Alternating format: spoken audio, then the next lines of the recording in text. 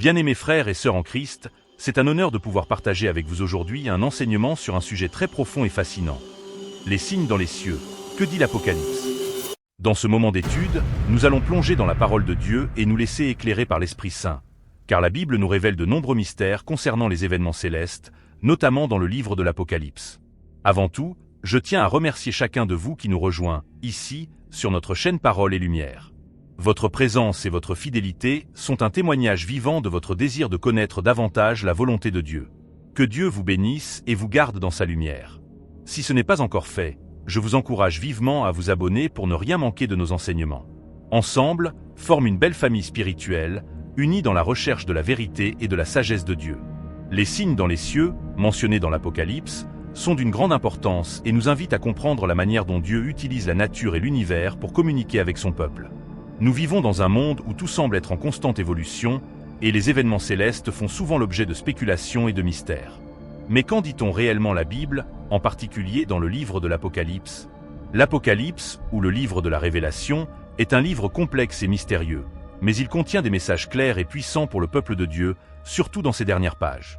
Le livre de l'Apocalypse, rédigé par l'apôtre Jean, se veut avant tout une révélation de Jésus-Christ à l'Église, un message d'espoir et de victoire, mais aussi une invitation à être vigilant et à préparer notre cœur pour le retour glorieux du Seigneur.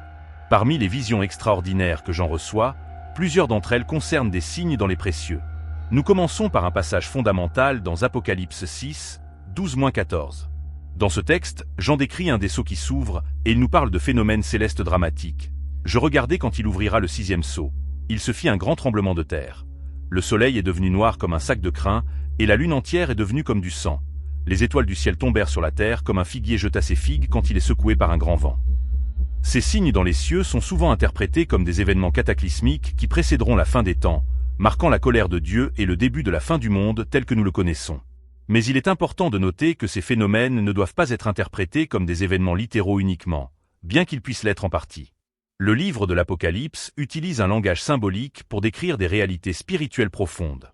Par exemple, lorsque le soleil devient noir et que la lune se transforme en sang, cela peut symboliser une période de grande tribulation et d'épreuve pour l'humanité, où la lumière de la vérité et de la justice de Dieu semble obscurcie par la violence, le péché et l'injustice qui remplissent la terre. Dans le même ordre d'idées, Apocalypse 8, 12 parle d'un autre signe céleste, où il est écrit « Le 4e ange sonna de la trompette, et une 3e partie du soleil, une 3e partie de la lune, et la 3e partie des étoiles fut frappée, de sorte qu'une 3e partie d'eux s'obscurcit, et le jour perdit une 3e partie de sa lumière, ainsi que la nuit. » Ces signes dans les cieux rappellent que Dieu, dans sa souveraineté, régit les événements naturels et utilise même les éléments de la création pour accomplir ses desseins. L'obscurcissement du ciel peut aussi symboliser un manque de clarté spirituelle, un éloignement de Dieu, un temps de confusion dans les nations. Les signes dans les cieux ont également une dimension eschatologique. Ils annoncent la venue du Christ, le jugement final et la rédemption des justes. Dans Apocalypse 12, nous lisons une vision spectaculaire où Jean décrit un signe dans le ciel, un grand signe paru dans le ciel. Une femme vêtue du soleil, ayant la lune sous ses pieds, et une couronne de 12 étoiles sur sa tête. Cette image représente l'Église, la mère de ceux qui portent le témoignage de Jésus-Christ, et elle nous rappelle que malgré les tribulations, l'Église reste sous la protection de Dieu, vêtue de lumière, prête à rencontrer son Sauveur. Le livre de l'Apocalypse ne s'arrête pas là.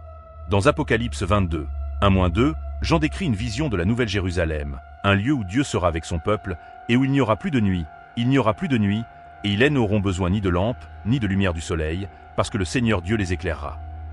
Ce signe céleste ultime symbolise la gloire et la présence de Dieu, où il n'y a plus de ténèbres, ni d'obscurité, mais une lumière parfaite, celle de la divinité.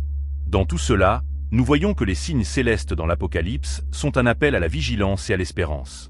Les événements à venir, bien que terrifiants par leur intensité, annoncent aussi la victoire du Christ sur le mal et l'instauration d'un royaume éternel où Dieu régnera sur toutes choses. En tant que croyants, nous ne devons pas être effrayés par ces signes, mais plutôt les voir comme un rappel que Jésus-Christ revient bientôt pour établir son royaume de paix. Les signes dans les cieux ne sont pas seulement un avertissement de jugement, mais aussi un message de réconfort pour les saints. Même si nous traversons des moments difficiles, même si le ciel semble obscurci par les épreuves et l'injustice, nous savons que Dieu est à l'œuvre et qu'il accomplit son plan de salut. Ces signes sont des rappels constants de la souveraineté de Dieu et de la certitude de sa victoire finale. Chers amis, alors que nous méditons sur ces vérités profondes, je vous encourage à vivre dans l'attente du retour du Seigneur. Que ces signes célestes, au lieu de nous effrayer, nous fortifient dans notre foi. Ne perdons jamais de vue l'espérance glorieuse qui nous attend. Un monde nouveau, un ciel nouveau, et une terre nouvelle où Dieu sera tout en tous. Ce temps de purification et de renouvellement approche, et nous sommes invités à être prêts. Nous poursuivons aujourd'hui notre méditation sur les signes dans les cieux, comme ils sont révélés dans le livre de l'Apocalypse. Les phénomènes célestes décrits dans ce livre ne sont pas seulement des événements spectaculaires et puissants. Ils portent un message spirituel profond. Tout ce qui se passe dans les précieux a un sens, un mais précis dans le plan divin. Comme l'Écriture le dit dans le livre de Job, Dieu fait des merveilles dans les précieux et sur la terre. Ce que nous voyons dans le ciel n'est jamais accidentel. Chaque étoile qui brille, chaque ombre qui se dessine une signification pour nous, croyants. Je vous invite à réfléchir à un autre aspect des signes dans les précieux. Dans Apocalypse 19, nous avons une autre vision très importante, celle de la salle triomphale de Jésus-Christ. Jean voit les cieux ouverts, et dans une grande splendeur, il décrit la venue du Christ comme un conquérant. Je vis le ciel ouvert, et voici, un cheval blanc, et celui qui le montait s'appelait Fidèle et Véritable. Il juge et combattre avec justice. Ce cheval blanc symbolise la pureté, la victoire et la puissance de Dieu. Cette scène céleste est le signe du retour du roi des rois, Jésus-Christ, pour établir son règne éternel. Les précieux eux-mêmes s'ouvrent pour annoncer ce moment glorieux. Ce signe dans le ciel est l'ultime manifestation de la souveraineté de Dieu, de sa justice parfaite et de sa victoire sur les forces des ténèbres. Ce moment ne sera pas seulement un événement cosmique, mais une révélation directe du règne éternel du Christ. Mais, chers frères et sœurs, il est crucial de comprendre que ces signes célestes ne sont pas seulement destinés à nous impressionner. Ils ont pour mais de nous préparer. Dieu, dans son amour et sa miséricorde, nous donnons ces signes à l'avance pour que nous soyons prêts. Ces phénomènes célestes ne sont pas là pour provoquer la peur, mais pour nous rappeler que l'histoire ne se termine pas dans l'obscurité, mais dans la lumière. Jésus-Christ revient pour juger le monde et restaurer toutes choses. C'est un retour de gloire, un retour de justice, et aussi un retour d'espérance. Les signes dans les cieux témoignent de ce que nous attendons avec foi et persévérance. Dans le livre de Luc, Jésus lui-même parle des signes dans les précieux lorsqu'il prédit les événements qui précéderont la fin des temps. Dans Luc 21, 25-28, Jésus dit « Il y aura des signes dans le soleil, dans la lune et dans les étoiles, et sur la terre des nations dans l'angoisse, dans l'incertitude à cause du bruit de la mer et des vagues. Les hommes rendent l'âme de peur, dans l'attente des événements qui arrivent sur la terre. » Ce passage nous montre que, dans les derniers jours, le monde sera secoué par des événements spectaculaires dans les précieux, mais aussi sur la terre.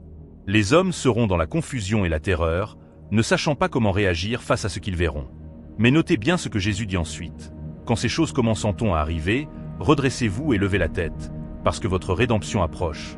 Jésus nous appelle à lever la tête, à regarder au-delà des épreuves, à regarder au ciel, car c'est là que se trouve notre rédemption. Ce n'est pas un temps pour être dans la peur, mais un moment pour renforcer notre foi, pour nous rappeler que notre salut est proche. Ces signes célestes sont un encouragement pour nous. Ils nous rappellent que le ciel, bien que secoué par des événements puissants, est un signe de la proximité du retour de notre Sauveur. Chers frères et sœurs, aujourd'hui encore, ces signes dans les précieux résonnent avec une grande pertinence pour nous. Le monde traverse des périodes de turbulence, de guerre, de catastrophes naturelles, et beaucoup se demandent, que se passe-t-il? Pourquoi tant de souffrances? Mais ces signes ne sont pas un signe de désespoir. Ils sont un signe d'espoir. Dieu nous prépare pour le grand jour de la rencontre avec Jésus. Nous vivons dans un monde où la lumière semble parfois obscure, où les ténèbres semblent l'emporter, mais sachez que, même dans ces moments, Dieu agit. Il permet ces signes pour nous rappeler que ce monde n'est pas tout ce qu'il y a. Il existe un royaume qui vient, un royaume où la justice, la paix et la vérité régneront pour toujours. Dans ce contexte, il est essentiel que nous vivions avec une perspective céleste. Ce n'est pas en regardant autour de nous, dans les événements mondiaux, que nous trouverons la paix, mais en levant les yeux vers les cieux. Notre espoir, notre salut, notre rédemption ne se trouve pas dans les circonstances de ce monde, mais dans le retour glorieux du Christ. Cela devrait changer la manière dont nous vivons aujourd'hui. Cela devrait nous inciter à être des témoins actifs de l'amour de Dieu, à vivre dans l'espérance et à partager cette espérance avec ceux qui nous entourent. Je vous encourage, dans vos vies quotidiennes, à ne pas être comme ceux qui sont troublés par les événements du monde, mais à être des hommes et des femmes de foi, des hommes et des femmes de lumière. Levons nos têtes, comme Jésus nous l'a dit, et attendons avec impatience son retour. Nous ne savons pas le jour ni l'heure, mais nous savons que ce moment est certain. Il arrivera, et ce jour sera un jour de gloire pour ceux qui ont mis leur foi en Jésus-Christ. Je vous invite donc à rester vigilants, à rester dans la prière et dans la parole de Dieu, car à chaque instant, nous devons être prêts. Dieu nous a donné les signes dans les précieux comme un moyen de nous préparer. Ne laissez pas la confusion et les turbulences du monde nous déranger de ce qui est important. Notre relation avec Jésus-Christ et notre préparation à son retour. Merci encore à tous ceux qui nous suivent sur Parole et Lumière. Que ce message vous fortifie et vous donne la paix. Si vous n'êtes pas encore abonné, faites-le maintenant et rejoignez cette famille belle spirituelle pour grandir ensemble dans la lumière de la vérité de Dieu. Que Dieu vous bénisse et vous garde sous sa lumière divine. Que votre cœur reste fixé sur lui et qu'il vous accorde la grâce de marcher dans la foi, l'espérance et l'amour.